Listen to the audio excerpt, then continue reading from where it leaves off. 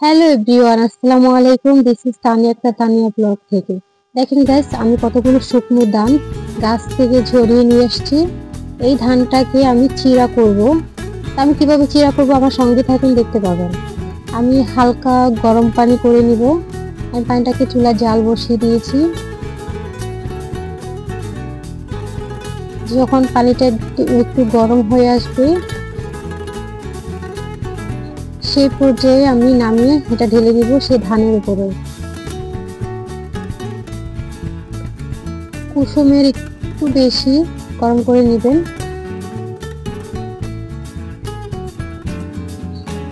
দেখেন গাইস, আমি গরম পানি দিয়ে ভিজিয়ে নিয়েছি। এটা সারা রাতের জন্য রেখে দিব। সারা রাত ভিজিয়ে সকালে ছেঁকে নিব। এখন আমি নেড়ে নিচ্ছি।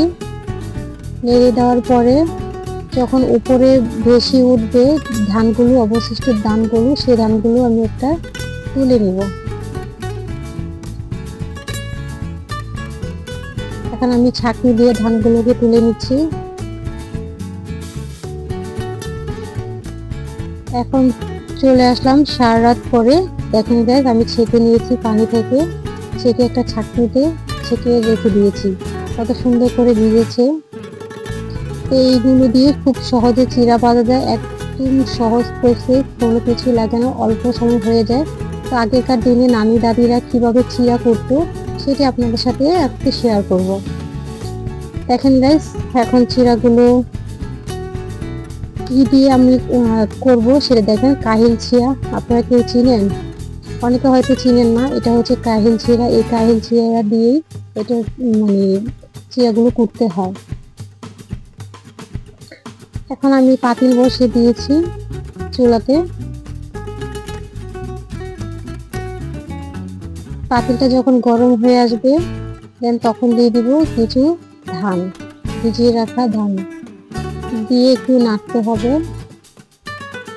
গাইস, আমি চিড়াটা লেবু পাতা দিয়ে খাবো, আর লেবু পাতার স্মেলটা চিড়ার মধ্যে খুবই ভালো লাগে, তাই লেবু পাতা দিয়ে দিব। এই পর্যায়ে দিয়ে দিব সামান্য পরিমাণ লবণ।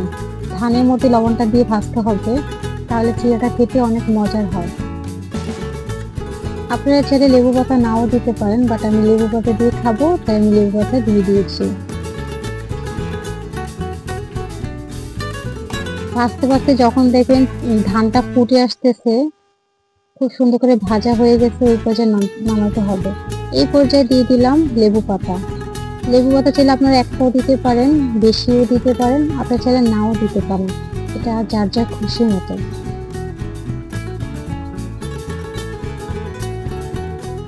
তো আমার ধানটা ফুটে আসছে, এখন আমি নামিয়ে নিলাম।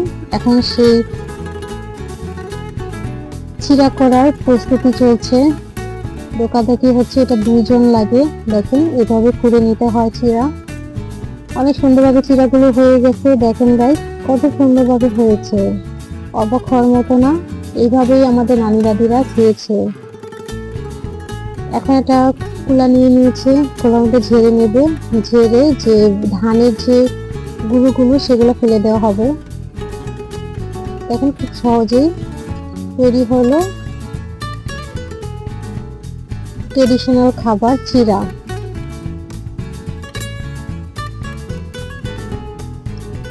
কত সুন্দর হয়েছে দেখেন। আমার ধানটা চিকন ছিল তাই একটু চিকন চিকন হয়েছে, মোটা ধানের হলে মোটা হবে, চিড়াগুলো অনেক বড় হবে।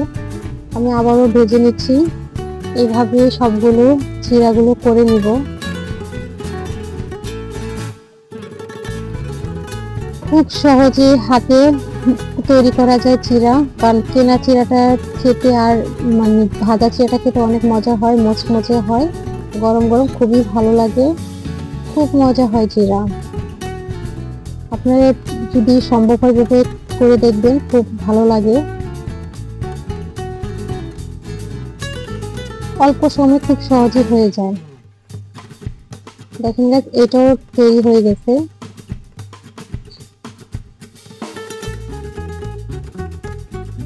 আমার ভিডিও যদি ভালো লাগে লাইক কমেন্ট শেয়ার করবেন, আর সাবস্ক্রাইব করে বেল আইকনটা বাজিয়ে দিবেন। আমার ভিডিও ছাড়ার সঙ্গে সঙ্গে যেন আপনার এখানে নোটিফিকেশন চলে যায়। আমার এবং নতুন নতুন ভিডিও পেতে আমার সঙ্গে থাকবেন।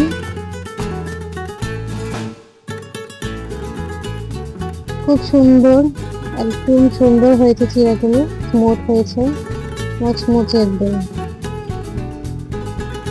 Thank you very much. আল্লাহ হাফেজ।